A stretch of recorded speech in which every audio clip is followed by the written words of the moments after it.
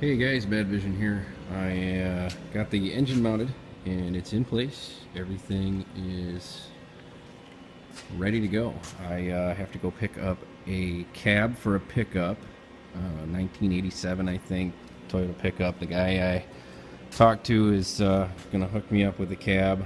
The cab's rocker panels are pretty shot, but the floors are stable. So, just to get this going, I'm going to use the cab of the pickup and stick it on this frame that I had, another solid axle frame that I had laying around.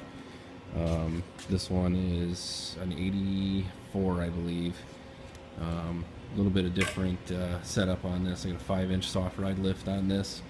I originally owned this with a full truck and then sold the full truck and got in contact with the guy who had bought it, and he chopped the back to put in a fuel cell and do that stuff. So worked well for a pickup is what I'm thinking. So anyway, transmission mount is the same, cross members in the exact same spot. I noticed with the TDI motor that it sits on a little bit of a slant. So what I had to do is, I will try and get you the best view here. As you can see, it's on a tilt.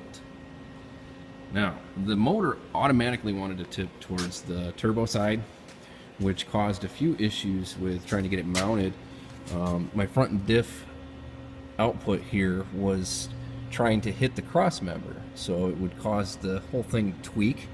And I read that some guys don't care if that's what happens, but I wanted it nice and flat. So I would rather put a hood scoop on or a cowl rather than have the motor tilted, because if I do go to an upgraded turbo, this gives me just a little bit more room for, say, an upgraded turbo setup here on a custom manifold. So anyway, let's get down to this.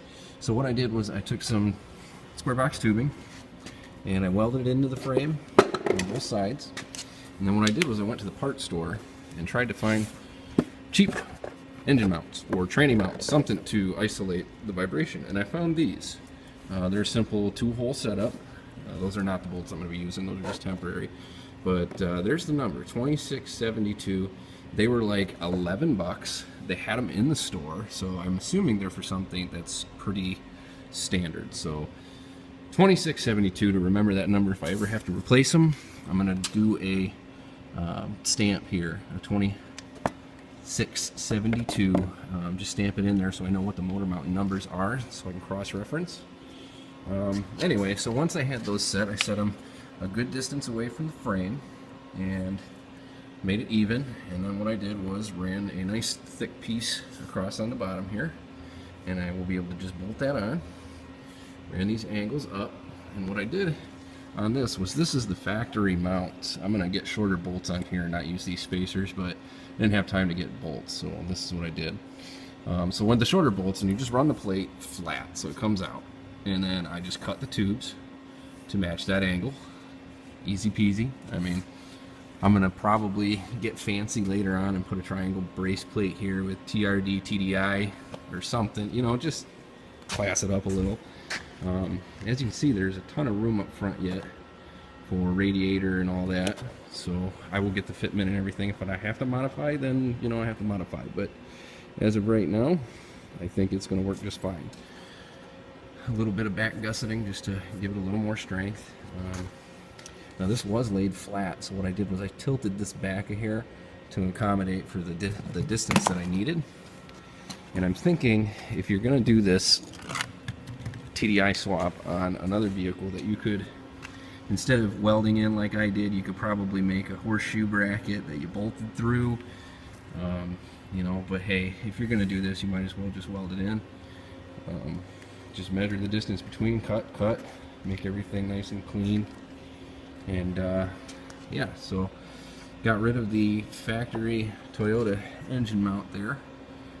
That one was interfering with the AC compressor. I've got to put that back on and make sure it clears and everything. If it doesn't, I'm going to have to do a whole different belt routing system, which I'm not too concerned with, but I'm hoping everything fits stock. And then you can see on the turbo side, it's plenty of room, plenty of clearance. I didn't even bother taking out the engine mount.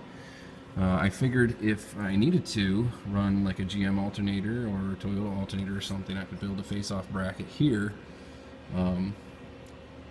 off of this side with these holes, and figured if this was in the way, then I would get rid of it. But for now, I'd rather not cut into, cut into the frame as much as possible. So there she is, guys. Malone said that the ECU should be here today. It hasn't showed up yet. It's about 3:45. I'm probably going to take off here soon, but I was hoping to start doing that. But like I said, I got to go get the cab and put it on here.